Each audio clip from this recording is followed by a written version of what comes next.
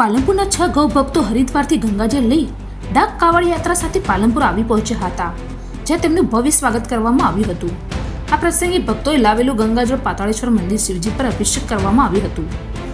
ગૌ માતાની રાષ્ટ્રમાતા જાહેર કરવામાં આવે તેવી માંગ સાથે પાલનપુરના 6 ગૌ ભક્તો હરિદ્વારથી ડાક કાવડ યાત્રા લઈ પગપાળા પાલનપુર પહોંચ્યા હતા, જેથી જૂના આરટીઓ સર્કલ ખાતે તેમનું ભવ્ય સ્વાગત કરવામાં આવ્યું હતું. ત્યારબાદ આ યાત્રા પાતાળેશ્વર પાલનપુર મંદિર ખાતે આવી પહોંચી હતી, જ્યાં સંતો દ્વારા પણ તેમને વધાવી લેવામાં આવ્યા હતા. ત્યારબાદ હરિદ્વારથી લાવેલું ગંગાજળ શિવજી પર અભિષેક કરવામાં આવ્યું હતું, જેમાં મોટી સંખ્યામાં લોકો જોડાયા હતા. આ પ્રસંગે પાલનપુરના ધારાસભ્ય અનિકેતભાઈ ઠાકર, ગૌસેવક પરેશભાઈ પ્રજાપતિ, મનોજભાઈ ઉપાધ્યાય, રવિભાઈ સોની, પિંકીબેન પારેખ સહિત સંતો મહંતો જોડાયા હતા. તેમજ ગૌભક્ત પરેશભાઈ પ્રજાપતિ દ્વારા તેમનું ગૌશાળા ખાતે યાત્રા કરીને આવેલા 6 ગૌભક્તોને સન્માન કરવામાં આવ્યું હતું.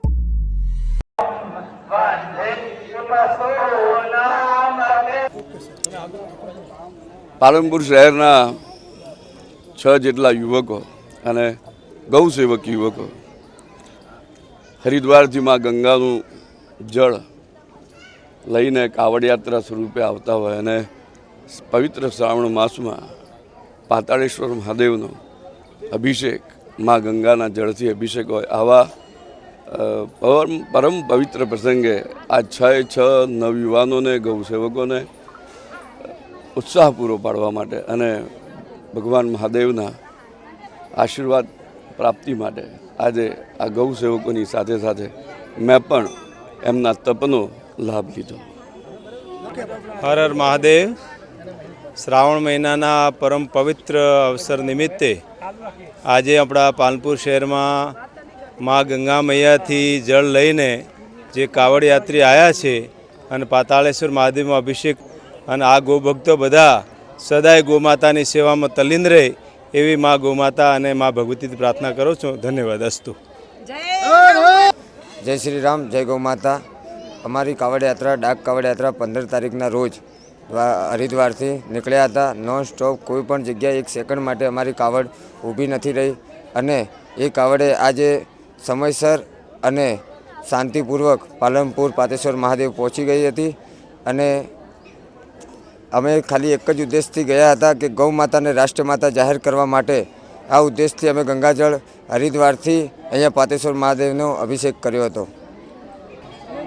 હરિઓમ, જય બોલે. પાલનપુર અને લગભગ મારા ખ્યાલથી ઉત્તર ગુજરાતમાં કાવડ યાત્રા જે પહેલીવાર થઈ છે કે હરિદ્વારથી ગંગાજળ લઈ અને અહીં પાલનપુરની અંદર જે યાત્રા આવી છે, એનામાં કદાચ કોઈકને ખબર ના હોય તો કહી દઉં, 4 થી 5 જાતની જે કાવડ યાત્રા હોય છે. જે આ લોકોએ જે કાવડ યાત્રા જે એમને ચૂઝ કરી છે એ ડાક કાવડ યાત્રા છે, જે ત્યાંથી ચાલ્યા પછી 1 સેકન્ડ બી ઊભી રહેતી નથી. 24 કલાક ત્યાંથી ચાલી અને ડાક યાત્રા એમને આવી છે. 6 જે આ લોકો ગૌભક્તો છે અને પરમ વંદનીય છે કે ત્યાંથી આપણા પાલનપુર અને ગુજરાતના ખાસ કરીને આપણે જે ગૌ માતાને જે તકલીફ પડી રહી છે એના ઉદ્ધાર માટે આ લોકો ત્યાંથી જલ લઈ અને આપણે અહીં પાલનપુરની અંદર પાતાળેશ્વર મંદિરની અંદર એનો અભિષેક કર્યો છે, જેનામાં સંતગણ, આપણા ધારાસભ્યશ્રી અને ખરેખર આ લોકો કાવડ યાત્રાને ખરેખર ધન્યવાદ છે કે આપણા બધાના કલ્યાણ માટે ત્યાંથી જલ લઈને આવ્યા છે. ખરેખર એમને ફરીથી ધન્યવાદ બોલું છું. બધાને જય બોલે, જય ગૌ માતા. જય.